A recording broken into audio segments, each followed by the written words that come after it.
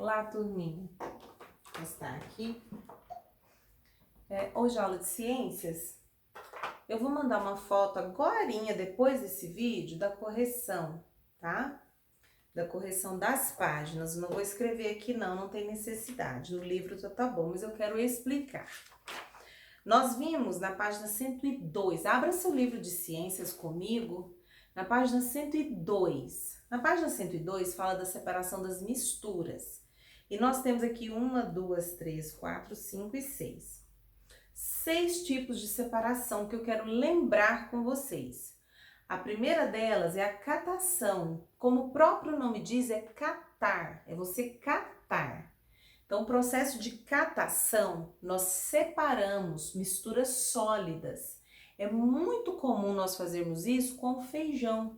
Quantas vezes a mamãe, você já não viu aí a mamãe, a vovó, o vovô, o titio, alguém da sua família sentado na mesa com um saco de feijão, separando os grãos das pedrinhas, das sujeiras.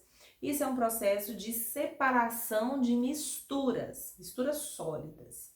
Nós temos o processo de filtração, que é para filtrar, passar por um filtro.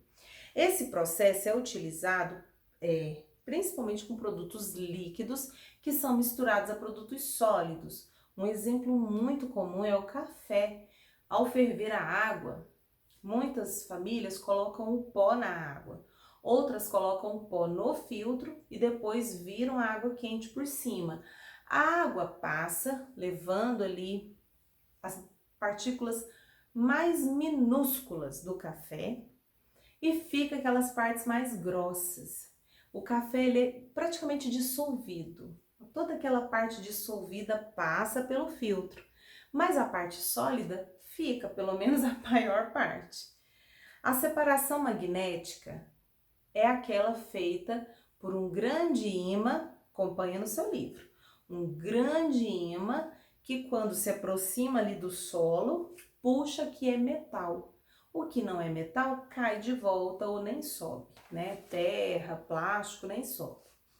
Nós temos o processo muito também conhecido que é a evaporação. Evaporar é quando a gente consegue separar sólidos de líquidos que estavam misturados antes. Isso é muito comum. Se você fizer uma experiência aí na sua casa, você misturar num copo de água, uma colher de sal, mistura até dissolver. Depois você pega essa vasilha e coloca ela exposta ao sol e deixa secar. Vai cuidando ali, é claro que tá bem salgada, é meio que impossível um mosquitinho da dengue sobreviver. Mesmo assim, você não pode descuidar, tem que ficar vigiando. E você vai vigiando, nesse período tá bem seco, vai evaporar rapidinho. Você vai ver que vai criar uma casquinha de sal. A água evapora e o sal fica. Então, isso é muito utilizado para fazer o processo de separação das salinas. A água do mar evapora e fica aquelas camadas grossas de sal que eles vão retirar e vão produzir o sal para nós. A decantação, que também é muito conhecido, que é a situação que a gente tem lá duas coisas, o líquido e o sólido, que não se dissolve misturado, e aí você deixa ficar quietinho, vai sentar no fundo. É a mesma coisa você pegar um copo de água, uma vasilha com água e misturar areia.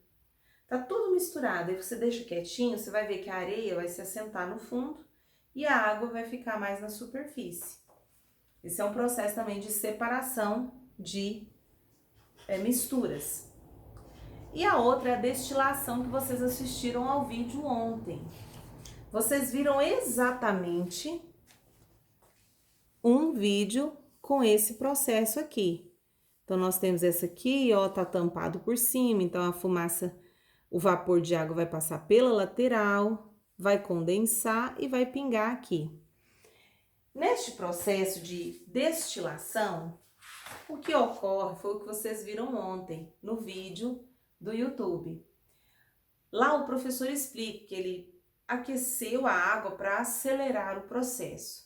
Então, o que acontece? Quando a água começa a ferver, está misturado com corante. aquela água, as partículas de água, elas flutuam porque elas são muito leves. Mas as partículas de tinta são mais pesadas, elas vão ficar.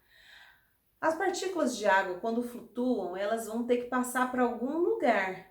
E o único lugar que tem é um tubo. E ela vai descendo por aquele tubo. Quando ele chega no tubo de resfriamento, naquele tubo de resfriamento, que por onde ele vai passar, tipo um cano, tem água ali. Não tem água para entrar em contato com a fumaça, mas tem água para resfriar aquele tubo e aonde a água que estava vapor volta a ser líquida novamente. E ela escorre por aquele tubo e pinga no próximo frasco lá no laboratório. Aquele processo é chamado de destilação simples, ok, crianças? Tem um experimento na página 104, agora sim nós chegamos na página 104. É um experimento parecido com aquele, mas ele é mais demorado. Como que é feito esse experimento? Vai pegar uma vasilha, uma bacia, vai misturar água com tinta e coloca nessa bacia. Depois pega uma outra vasilha e coloca ali no meio dessa bacia, não pode flutuar, né? Tem que ser com pouquinha água. Essa segunda vasilha, ela vai ficar no meio. Então, eu tenho uma vasilha maior. Deixa eu pegar aqui.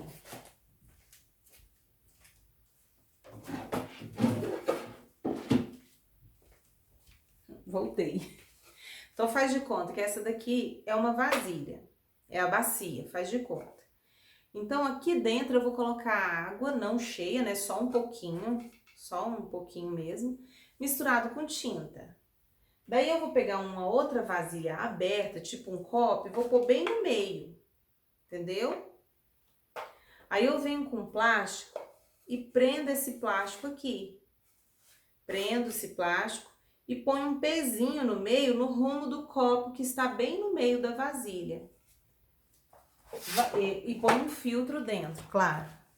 Então, ela vai ficar desse jeito aqui. Essa aqui é a bacia. Essa água aqui, ó, com corante. Esse copo do meio vazio. Um filtro. Aí, eu venho e ponho um plástico aqui em cima e prendo. Isso aqui é um sol, tá? Esse aqui é o sol.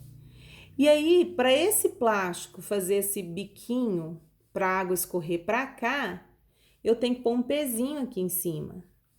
E aqui eles sugerem para você utilizar uma massinha de modelar para fazer esse pezinho. Esse processo também é um processo de destilação. É um processo de destilação simples. E ele vai fazer o quê? Com o calor do sol do dia, essa água na bacia vai evaporar e o vapor vai encostar no plástico. E aí o plástico está mais frio, apesar que o plástico está quente, mas ele está mais frio do que da onde a água saiu, o vapor saiu. Ao encostar ali, ele vai escorrer, não é mesmo? A água ela não vai juntando e escorre para um lado que está mais baixo. Então, esse plástico tá aqui, a água vem, escorre e pinga a maior parte no meio, aonde tem o pezinho. Então, a água que vai cair dentro do copo, ela está sem corante, sem tinta. E a água que está do lado de fora ainda mantém a tinta. Se nós deixarmos ali até secar tudo, a bacia vai sobrar uma tinta, uma mancha de tinta no fundo e a água, um pouco da água vai ficar dentro do copo, que um pouco vai evaporar também. Então, esse processo é o processo de decantação simples que foi feito. Aí vem as perguntas. Explica o que está acontecendo na montagem. O calor faz com que a água evapore e ao encostar na superfície, ela condensa e cai de volta, mas para o lugar que está mais baixo, como uma água sem tinta. Ela se condensa ali na superfície. Depois pergunta, qual a cor da água que está dentro, que está sendo coletado no copo? É para ficar transparente ou mais clara do que a água que está com tinta. Pode-se substituir o peso por uma outra coisa sobre o plástico, por exemplo, cubos de gelo? Em sua opinião, essa substituição aceleraria ou reduziria a velocidade com que a água é coletada no copo? Então, se eu tirar a massinha de modelar que tem temperatura ambiente, colocar pedras de gelo para fazer aquele pezinho, o vapor de água que subir, que encontrar na superfície fria, eu vou acelerar esse processo do cotejamento ou eu vou diminuir a velocidade, fazer ficar mais lento? Bom, a gente entende que quando o vapor de água encosta numa superfície mais fria, ele se condensa. E se essa superfície está bem mais fria, a condensação vai ser mais rápida. Vai acelerar o processo da condensação, não da evaporação, tá bom? E a 4, você acha que esse método poderia ser utilizado para separar uma mistura de água e sal? Sim, tanto que nós vimos aqui atrás falando da evaporação, que ela é utilizada nas salinas para separar o sal do mar, da água do mar. Então é sim a resposta. Continuando, a destilação de petróleo. Então nós temos um texto aqui, pega o seu texto e vamos ler. O petróleo é uma mistura encontrada em determinadas regiões do subsolo, ou seja, abaixo do solo. Seus componentes são utilizados como fonte de energia para meios de transporte, na geração de energia elétrica e como matéria-prima de diversos produtos. Então, o petróleo é matéria-prima de muitos produtos e é combustível também. Então, tem muitas utilidades ao petróleo. Para ser usado, o petróleo deve passar por um processo chamado destilação fracionada. A gente pode traduzir isso por uma destilação por etapas. Para a separação de seus componentes. As principais etapas dessa técnica são, então nós vamos ter 5 etapas aqui. Primeira etapa, o processo de destilação começa com o petróleo sendo aquecido em um forno em uma temperatura de aproximadamente 600 graus. Uou! É quente, gente, que a gente não tem noção do quanto é quente. O nosso forno, dá uma olhadinha no forno da sua casa, tem um número nele? O forno elétrico também? Os fornos, eles vão ter aí em torno de 250 graus, 300 graus. Esses fornos têm 600 graus. Se você já se queima nesse forno da sua casa, nesse forno aqui a gente não chega nem a queimar, a gente torra antes de queimar. É terrível, gente. É muito quente. Então, o primeiro processo, aquecer o petróleo a 600 graus no forno. Segundo, a maioria dos componentes que formam o petróleo entra em ebulição, em fervura, passando do estado líquido para o estado gasoso. Olha só, o petróleo ferve de tal maneira que ele passa de líquido a um gás. Ele se torna vapor de petróleo. Terceira etapa. Os vapores formados entram em uma coluna longa. Uma coluna, tá? Vamos lembrar, uma coisa comprida assim, uma coluna longa que tem bandejas em diferentes alturas. Então, conforme vai subindo, tem uma bandeja aqui. Aí ele continua subindo, tem uma bandeja aqui. Ele continua subindo, tem uma bandeja. Bandeja, você sabe o que que é. Imagina isso. Claro que não é isso, é bem diferente, mas a gente entende mais ou menos que é uma superfície. Então, em bandejas, perdi aqui, entra uma coluna longa que tem bandejas em diversas alturas, diferentes alturas, para captar os componentes de acordo com suas temperaturas de ebulição, temperaturas de fervura, nas quais eles vão retornar ao estado líquido. Então, tem uma bandeja.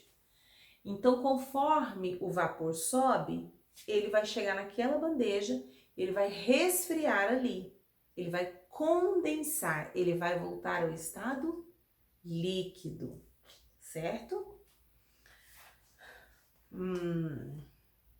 Vão retornar ao estado líquido. Quarta etapa, a substância com menor ponto de ebulição vai se condensar no ponto mais alto da coluna. As substâncias com pontos de ebulição maiores vão se condensar em partes mais baixas da coluna. Dessa forma, os produtos são separados. Então, eles separam os produtos do petróleo por meio da fervura, uma fervura bem forte, e aonde essa fumaça vai se condensando em alturas diferentes. Quinta etapa. As bandejas da coluna de destilação recolhem os líquidos formados, encaminhando-os para diferentes tanques de armazenamento. Então, tem os tanques que aquele petróleo condensado, que já se tornou líquido novamente, que agora está separado, vai para tanques específicos. Os principais produtos separados durante a destilação fracionada, veja que é por bandejas, são o óleo lubrificante, usado nas diversas máquinas, o óleo diesel, usado como combustível de caminhões, o querosene, usado como combustível de aviões, a gasolina, usada como combustível de automóveis, e o gás de cozinha. Aí vocês têm uma foto dos tanques, gente. É mais alto do que árvore esses tanques. Então, eles são extremamente grandes e altos, tá? Isso aqui em São Francisco do Conde, na Bahia, foto de 2015. Aí vem a sua interpretação do texto, mas com os conhecimentos de ciências.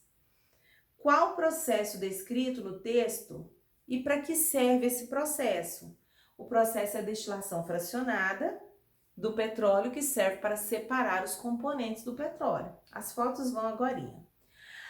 Agora, veja só, nós temos frases aqui na número 2, que você vai apontar qual etapa que está relacionada a essas frases. Vamos lá?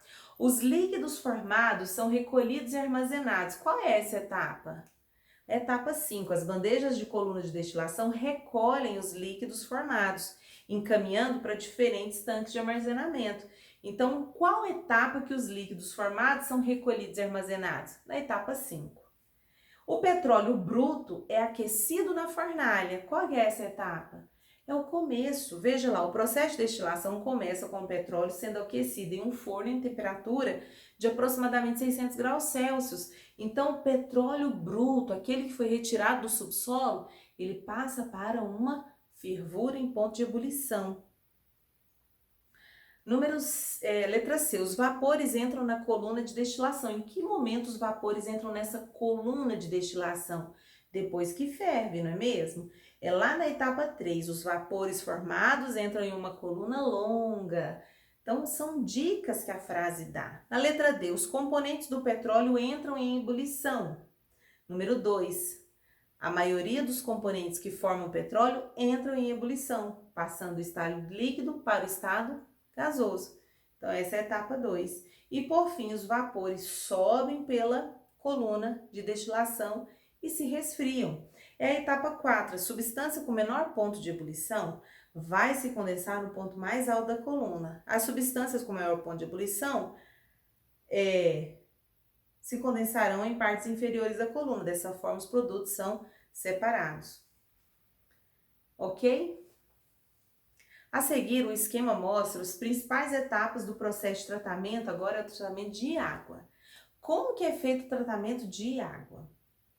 Então, vamos lá. Primeiro acontece a captação. Eu vou até fazer esse esqueminha aqui, aguarda. Voilá. Então, vamos lá. O processo de tratamento da água, crianças. Então, falando de uma forma assim, bem resumida e bem simples. Primeiro, a captação. O que é isso? É trazer a água. Trazer a água de algum lugar. A água é bombeada, ela é puxada de represas, de rios, para as estações de tratamento. Então, é captada, é buscada, é retirada, é conduzida para a estação de tratamento. Chegando lá na estação de tratamento, o próximo passo é fazer a floculação. Floculação. Algumas substâncias adicionadas à água aderem à sujeira que fica grudada em flocos. Floculação, flocos. Então, eles acrescentam um produto. Esse produto funciona mais ou menos como um ímã. Não é ímã, tá, crianças? Não é ímã. Mas é como se fosse. É um produto que atrai sujeiras da água. E aí vai fazendo aqueles flocos lá na água. E aí em seguida vai para decantação. Por quê? Porque esses flocos na água, eles vão se assentando no fundo. Vai decantando, lembra? Misturar areia com água, espera que a areia assenta no fundo. É isso aqui, é a decantação. Esses flocos que foi jogado, eles vão pesando das sujeiras que vai grudando até que eles ficam lá no fundo do reservatório, do local onde a água passa, ok? Nessa decantação, a sujeira vai para o fundo do tanque e a sujeira é separada dessa água por meio da filtração. Então, acontece a filtração. A água começa a passar por filtros de areia e pedra, onde as partículas maiores ficam retidas. Então, da decantação, essa água segue para a filtração. E na filtração, esses flocos, esses pedaços maiores, eles ficam retidos. Eles ficam retidos nessa areia e nessas pedras. E a água vai passando, mas tem as partículas menores. A cloração é adicionado cloro. Então, assim, nesse processo de filtração tem várias etapas, não é só uma, tá? A gente está falando de forma resumida. Passou por isso, vem para a cloração. Cloração é acrescentar cloro. O que o cloro faz? Ele mata micro-organismos, como vírus e bactérias, que possam ter restado na água. Então, depois que faz floculação, decantação, filtração, mas às vezes passou alguns micro-organismos, vamos acrescentar o cloro. A água da piscina é preciso acrescentar o cloro na quantidade certa para fazer esse controle, para as pessoas poderem usar e não se contaminar com o uso da água nadando. E, enfim, nós chegamos ao processo de fluoretação. Fluoretação é acrescentar flúor à água. É adicionado flúor, o que ajuda na prevenção das cáries dentárias. Quando eu era pequena, a água não tinha flúor. Não era toda a cidade que fazia esse processo. E onde eu morava não fazia. E a gente tinha um dia, de tempos em tempos, que ia um dentista na escola e a gente tinha que fazer bochecho com o flúor. Não podia engolir. Então a gente punha na boca e fazia, sacudia, sacudia, sacudia, sacudia, depois cuspia essa água fora e ficava ali um bom tempo sem beber água, sem pôr nada na boca para deixar esse flúor agir.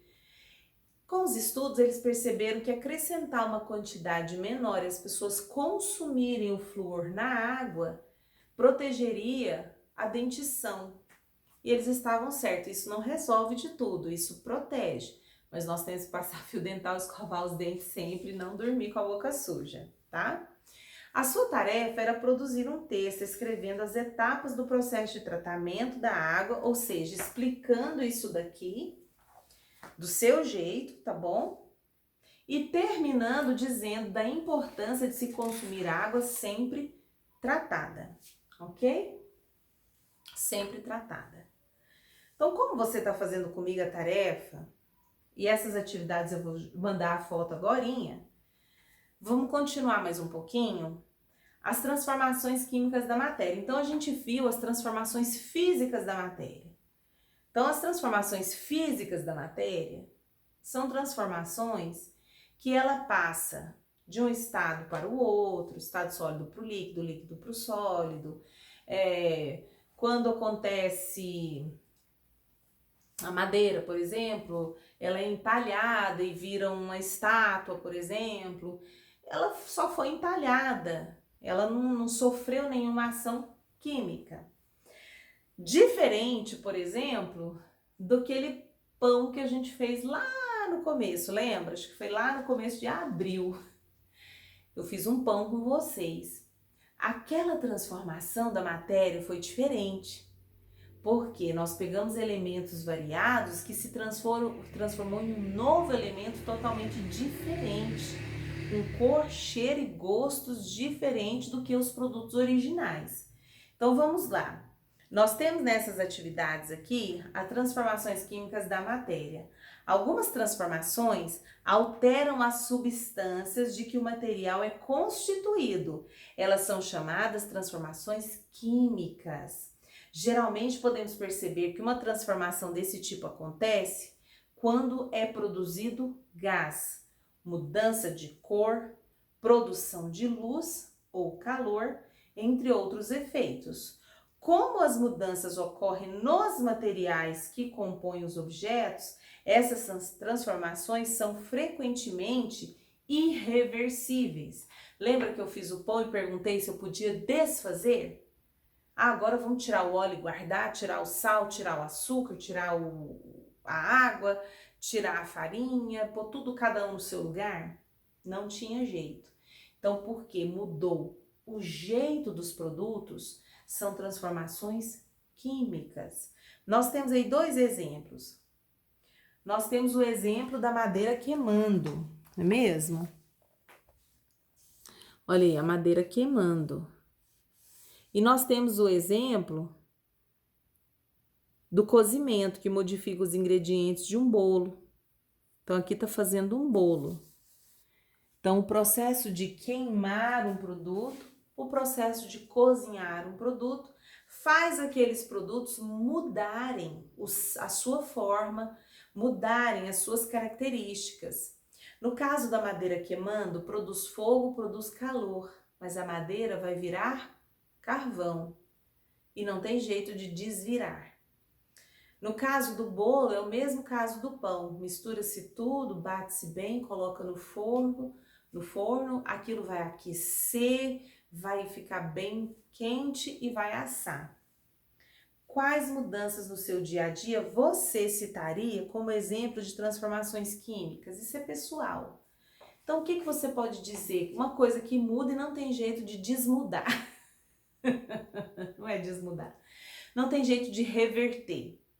Que mudança é essa que ocorre aí na sua casa que não tem jeito de reverter? Conta para mim nessa resposta. Número 2. Considere as seguintes tarefas realizadas em uma cozinha. Marque as alternativas que envolvem transformações químicas. Então, vamos pensar lá na cozinha. Se eu aqueço uma panela de alumínio, eu posso depois esfriar essa panela? Sim. Então, ela não vai mudar a sua forma. Eu aqueci, fiz ali comida e tal, e depois ela esfria, eu lavo e guardo e tá normal para usar de novo. Então, não. Acender um fósforo. Quando eu acendo um fósforo, ele queima. Tem jeito de eu voltar ele a ser um fósforo sem queimar de novo? Não. Então, essa é uma mudança. Letra B. É uma mudança, marca ela. Ferver a água. Quando eu fervo a água, ela se condensa e pode deixar de ferver. Então, ela não evaporou de tudo, não é? E queimar o açúcar para fazer um caramelo, para fazer uma calda de bolo. Quando eu ponho o açúcar na panela, deixo ele caramelizar, depois eu faço aquela calda. Tem jeito de eu desfazer isso e voltar o açúcar branquinho de novo, guardar no pote? Não tem jeito. Então, o que transforma aqui? A água ferver, ela só ferve, ela não muda o jeito dela. Se eu deixar ela esfriar, eu posso usá-la para outras coisas também. Então, é a letra B e D. Acender um fósforo e queimar o açúcar para fazer caramelo. Veja aí duas fotos, a de 2014 e a de 2019. Olha, são pregos. Pregos expostos ao ar, à chuva, durante 5 anos. Quando deixamos um objeto de ferro em contato com o ar por muito tempo, ele sofre uma transformação. Nesse processo, dá-se origem à ferrugem, que tem cor e aspecto diferente do ferro. Olha um outro exemplo aqui, ó. Essas plantas. O processo de fotossíntese pelo qual as plantas produzem seu próprio alimento também é uma transformação química. Nele, o gás carbônico e a água, na presença da luz, são transformados em açúcares que servem de alimento para a planta e oxigênio que é liberado para o ambiente. Embaixo aqui nós vemos o tomate, ó, o tomate verdinho e aqui o tomate madurinho. Durante o processo de amadurecimento de algumas frutas, ocorre a transformação de várias substâncias, o que leva a uma mudança de sabor, tornando-os mais adocicados e de cor. Quando os frutos deixam de ser verdes e assumem a coloração de frutos maduros. Então, isso também são mudanças, transformações químicas na matéria. Aí vem a pergunta. Você vai pôr R para transformações que podem ser reversíveis, ou seja, eu posso modificar, por exemplo, a água, eu posso congelar a água, eu posso descongelar a água, então eu posso reverter o processo. E você vai pôr I para irreversíveis, ou seja, que não tem jeito de voltar ao estado inicial. Se eu queimar um papel, é reversível ou irreversível? É irreversível, letra I. Se eu queimar o papel, não tem jeito de voltar a ser papel. E a água fervendo? Não, a água está fervendo, mas se eu desligar, deixar esfriar, pôr nas forminhas de gelo, pôr no freezer, vai congelar. Então, eu posso mudar o estado da água, né?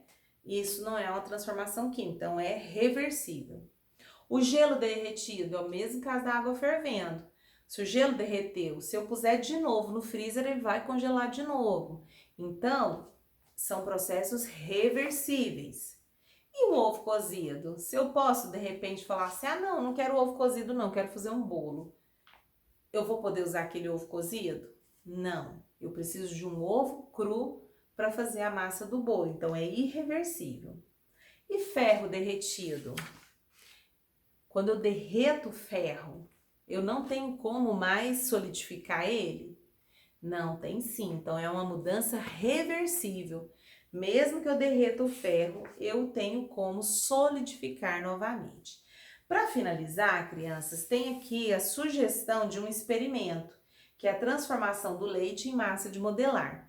Esse experimento eu não vou fazer com vocês e não sugiro que vocês façam. Primeiro, porque o leite está muito caro, certo? Nesse período de seca, o leite fica caro. Então, nós não faremos a experiência, nós leremos a experiência. Aqui, na experiência, está ensinando a fazer uma massinha de modelar com leite. Então, vai usar o leite quente, um filtro de papel, aqueles de coar café, mas de papel, vinagre de maçã, uma espátula, provavelmente para mexer, uma colher, um funil, um copo alto e moldes plásticos diversos. Pronto. Aqui está dizendo o seguinte, você de grupo, nós vamos fazer isso, sobre o leite quente. Então, vai colocar, com a ajuda do professor, acrescente. Então, assim, vai pegar o leite quente, vai acrescentar o vinagre, mexendo essa mistura, até observar a formação de uma substância parecida com coalho. Então, nós vamos fazer o leite virar coalhada com o vinagre, mas não é para comer. Aí, fez aquela mistura.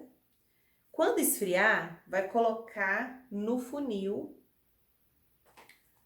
a mistura do leite com vinagre no funil. Depois, a filtração de toda a mistura, retire um filtro de papel. Então, você vai pôr o filtro de papel no funil, aí vem com essa mistura, deixa lá, que nem fazer queijo, tá? Vem com essa mistura lá, aí deixa até escorrer aquele líquido.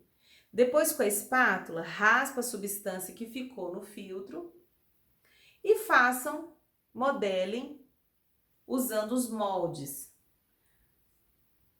Esperem alguns dias até endurecer. É o mesmo processo de fazer queijo, porque o queijo, depois que coalha, a gente tem que ir apertando, apertando, apertando até ele ganhar a forma daquele aro redondo de fazer queijo, né? Nós não vamos fazer. Então, depois de ler isso daqui, é que vocês vão responder. Qual o estado do vinagre e do leite antes de serem misturados? Líquidos. Eles eram líquidos.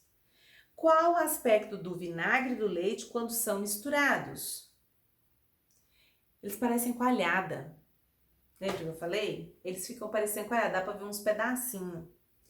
E qual o aspecto da mistura depois de endurecida? Eles vão parecer um plástico mais duro. É isso que eles vão parecer. É que nem o queijo quando ele vai secando. Conforme o queijo vai secando, ele vai ficando mais rígido, mais firme, mas ele ainda dá para morder. Que tipo de transformação da matéria você observou nesse experimento? O material mudou de aspecto, textura, de estado físico. Houve uma transformação química com alteração na composição das substâncias. A alteração física, gente, a gente pode desfazer. Mas quando há uma transformação química, nós não podemos desfazer. O caso da massinha de modelar com leite e e vinagre, não vai ser desfeito depois. Não tem como você separar o leite de volta, separar o vinagre de volta. Então, essas duas misturas, esses dois elementos misturados, eles são transformados quimicamente, eles ganham uma nova forma. Depois tem uma pergunta no final que você mesmo pode responder. Você acha que a temperatura do leite ou a quantidade do vinagre podem alterar o resultado do experimento?